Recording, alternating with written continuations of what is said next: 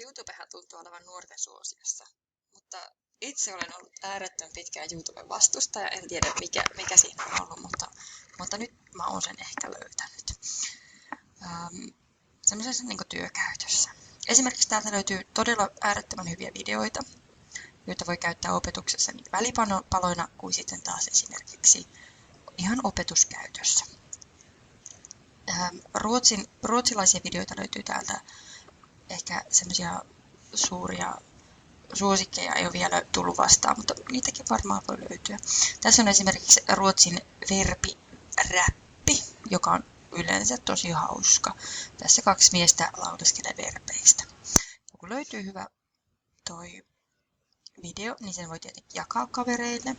Tai sitten sen voi lisätä soittolistaan. Esimerkiksi voisin kirjoittaa tänne esimerkiksi semmoinen soittolista Ruotsi itselleni.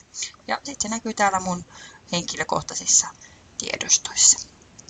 No, tää on aika hauska. Mä näyttää teille tästä. Tästä löytyy myös sitten tuo substantiiveista ja muista saman niinku videoiden tekijöiden niinku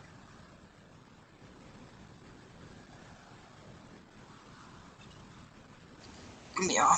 Sitten täältä todella hyviä esimerkiksi Englannissa on ootapa, siellä tulee vielä perään sanaa.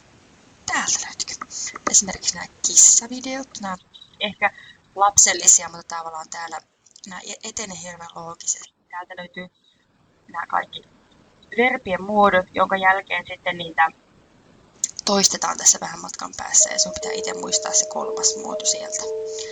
Ne toistetaan täällä 3 kertaa tässä suurin piirtein laulun aikana.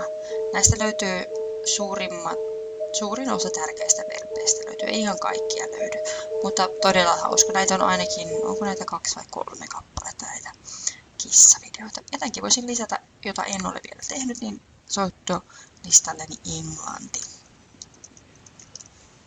Näin. Ja nyt se olisi siellä mun soittolistassa.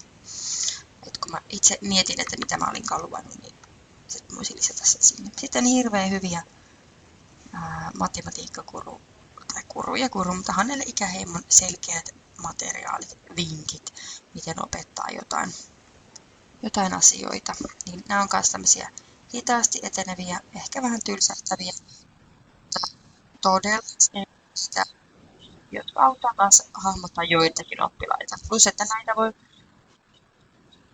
linkittää myös omaan opetukseen, jolloin oppilaat niin voi nähdä sitä sieltä, että katsella myöhemmin kotoa tai linkittää nyt kun tämä helmi tulee, niin sinne, että hei, kattokaapa täältä, että jos tuntuu, että on hankalaa.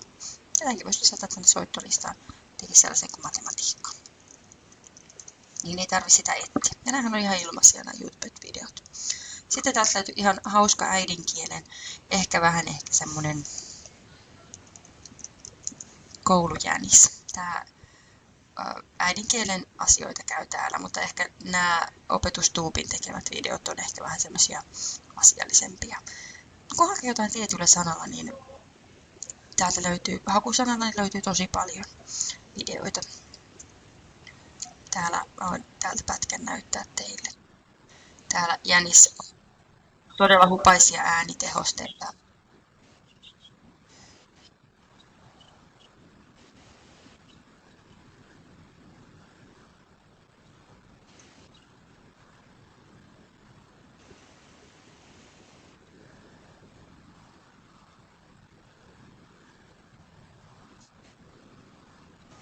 Joo, vähän hassu.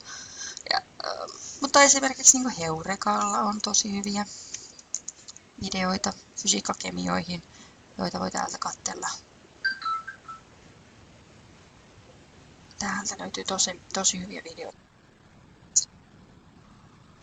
Löytyy fysiikan eri osa-alueisiin. Mitäs se nyt on, mutta yleisesti kun täältä hakee, niin sieltä löytyy tosi kivoja videoita. Mutta joo, siis tavallaan, ja sitten kun mä oon tehnyt niitä videoita siellä Greencast-O-Magicilla, niin ne näkyy myös mulla täällä.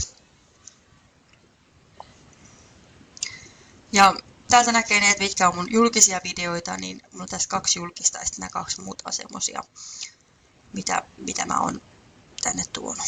Ja täältä voisi aina muokata videota, esimerkiksi jos mä haluaisin, niin täältä löytyy tällainen näppäin kuin julkinen, jolloin se on julkinen. Piilotettu tarkoittaa sitä, että se, jos osaa sen, tietää sen sivuston sähköposti tai osoitteen, www-osoitteen, niin sitten tavallaan silloin se toimii. Ja yksityinen on taas sellainen, että se on ihan ainoastaan. Mutta sellaiset videot, missä ei nyt niinku ole mitään oppilaiden tai mitään tunnisteita, niin ne on ihan sama, onko ne julkisia vai ei. Ne voi hyödyntää jotain muuta. Mutta täällä niitä voi tehdä ja luoda tänne. Ja tänne voi tallentaa videoita ihan äärettömästi. Että se hyvä puoli myös, että ne on vähän niin kuin pilvipalvelussa ne kaikki videot. Että ne ei ole täällä kenenkään mistään tilaa viemästä. Yes, tsemppiä.